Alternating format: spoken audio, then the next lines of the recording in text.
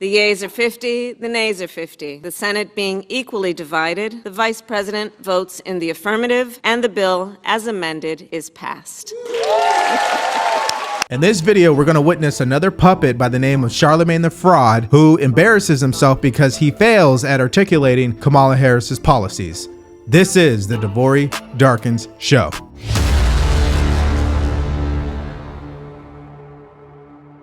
All right, guys, so I was actually reluctant to do this video, but I got to tell you, I don't think I could just stand by and not say anything. And I believe it's the time to stand up for what we believe in and speak truth.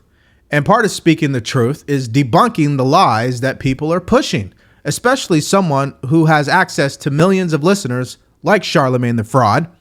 And so what we're going to do in this clip is debunk his interview with ABC. So without further ado, let's play the video. You've known Kamala Harris for a while. You know her pretty well. What are her politics? Because they're trying to portray her as a far left, the squad, all that politics. Nah, she's very moderate. You know, the thing that I like about her, and her messaging is very clear, even though she doesn't have it up on her website yet, but the messaging is very clear. You know, she wants to rebuild the middle class. You know, she wants to give everybody an opportunity to start a business. She wants to give everybody an opportunity to be a homeowner. You know, she's a leader on mental health, right? Like when she launched her first mental health plan when she ran for president, I was with her, you know, in South Carolina. And those are the things that American people care about. All right. So the first point that we're going to debunk is that she is a moderate.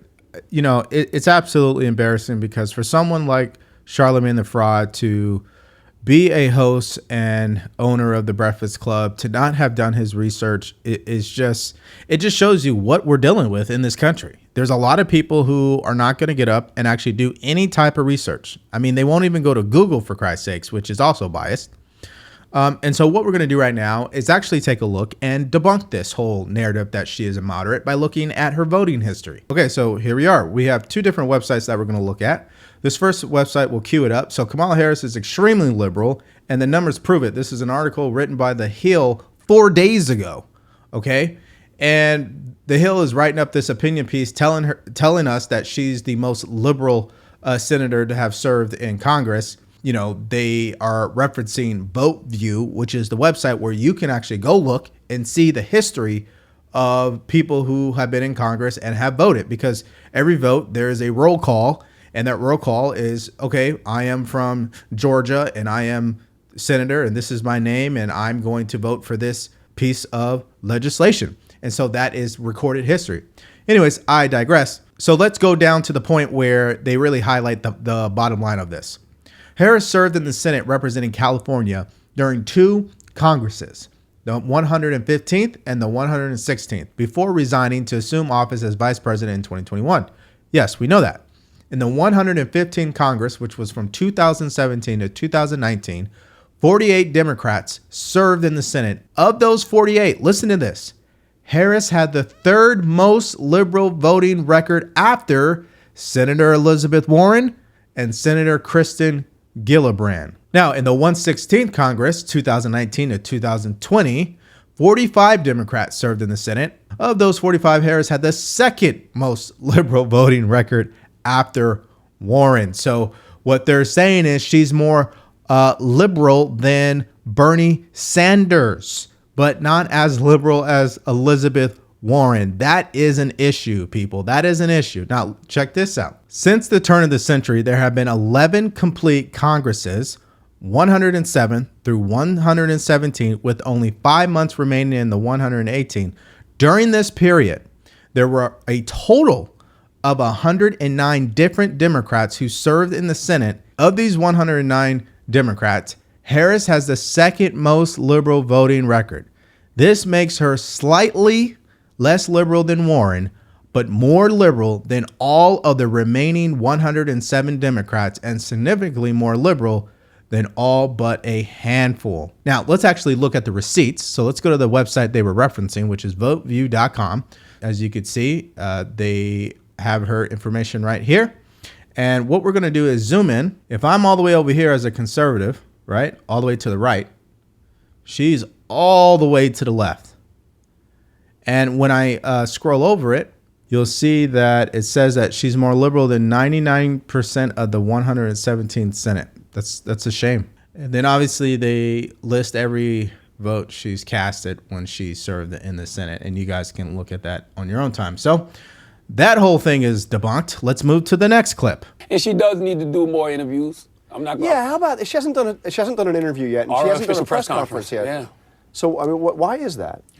I mean, she's new to the job, but it's striking that we really haven't seen her answer questions yet. I really don't know. I mean, it's the bottom of the ninth inning, right? Like, I feel like she should be any and everywhere, having these conversations. I truly don't know why she hasn't, done any interviews yet, because that's the only reason Donald Trump is still, sucking the air out of the headlines, because he keeps headlines going. Like, he's everywhere. You saw him at the National Association for Black Journalists Convention. You saw him on with Aiden Ross. He's going to be on with Elon Musk. He's always calling into conservative talk radio, which is one of my biggest issues with the Democratic Party. They don't use, they don't use the media that supports them the way that the right uses the media that supports them. Like, for the last 4 years, she's had plenty of platforms that she can be going on, from radio to podcast, right? That actually support her and, support Democrats. But they haven't been doing that. Okay, so this point in the video, even people like Charlamagne the Fraud can see that she's making a huge mistake. He's literally exposing what's going on with her campaign. Like, yes, you can get out there and wave and laugh and tell jokes and be joyful. That doesn't mean you're going to get votes. It doesn't mean that whatsoever, because you need to back it up with policy. You need to let people know what your stances are and how you're going to take the country from point A to point B. And she hasn't been doing that. I know it. You know it. She knows it. Everybody knows it. So, like he was stating, this is the bottom of the ninth. I mean, this is like fourth quarter right now, and she's nowhere to be found. And sooner or later, it's all going to come to a head. And I actually believe it's going to blow up on her. It's going to blow up on her just like it blew up on President Biden. Because at the end of the day, you can only hide the truth for so long. Sooner or later, it's going to come out. And of course, I'm biased because I'm voting for Trump and I'm a conservative. But what about people who are in the middle, who consider themselves as an independent or swing voter possibly? Let's hear from this lady what she had to say. Okay. Not to get political, but I just heard Kamala Harris at one of her rallies and what she said, because I have a friend, she's great, and I trust her about things, and I'm like, you know what? I'm gonna give her a chance. Let me just see what Kamala's about. So I watched her rally. Friend, you know who you are. God bless you for sitting through it. You're the only one I really talk to about these things. But she's wonderful.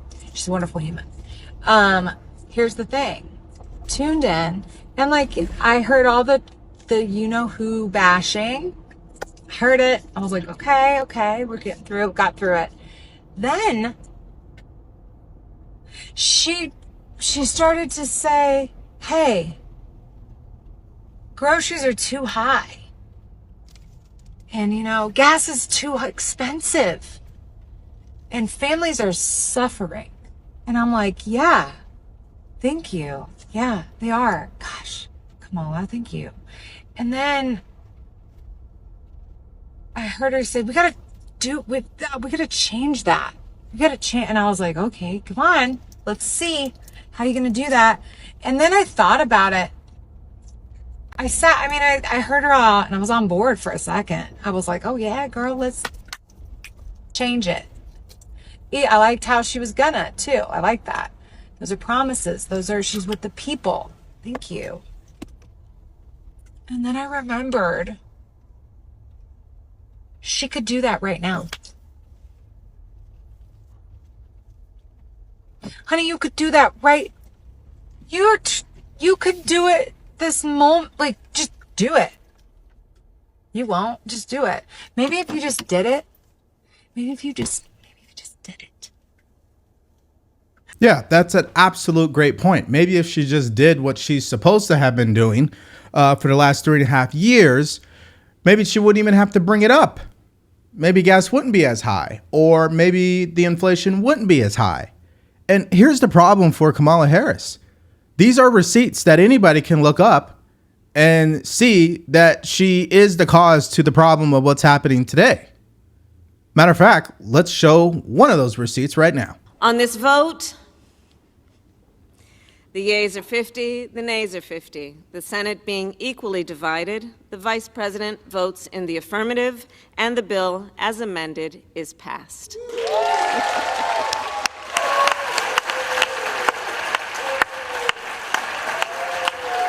All right, so you guys seen that, right? That was her being the tie-breaking vote for the Inflation Reduction Act, which the whole purpose was to reduce inflation, but it actually caused inflation. And it's really an embarrassment. And if no one does their research, they're not going to know that, right? I mean, that's what they're banking on. They're banking on the fact that you're not going to do any research, right? You're not going to follow up. You're not going to question. And you're just going to go based off what they tell you to do. And this speaks to her claim that she wants to stop taxing people on tips, which she stole from President Trump, by the way. President Trump is the only person who actually reduced people's taxes. And she actually raised people's taxes. How do we know this to be true? Because in that Inflation Reduction Act was the 87,000 IRS agents and their ability to enforce tracking people's transactions like Venmo. And so there's also a way to track tips that should be reported. And I'm in California. I have a home improvement company, but I have seen in the payroll software where there are options to make sure tips are recorded. It's all a bunch of baloney at the end of the day. She's lying to people. She's saying all these things just to get votes. That's the issue here. And who better to truly break this down on why her campaign is moving the way that they are? Why are they handling things the way that they are? And why is she not being very clear on her policies? Let's listen to Kellyanne Conway, who was part of the 2016 Trump campaign and was very instrumental in getting him elected. Let's take a look. And I would say this to the mainstream media. Kamala Harris is ignoring you because she thinks she already has you. For the same reason she doesn't go and spend a dime chasing people who vote 100% of the time and 100% of the time for Democrats, she thinks the mainstream media is already in her thrall and her corner. They should challenge that by not covering her rallies. Don't set up your camera next time. If she's not going to answer your questions, don't give her the service of covering her rallies. I like the word incompetent for Kamala Harris for a very simple reason. If Democrats had confidence in Kamala Harris's competence, they could have made the switch not 3.5 weeks after that June 27th debate, but 3.5 years.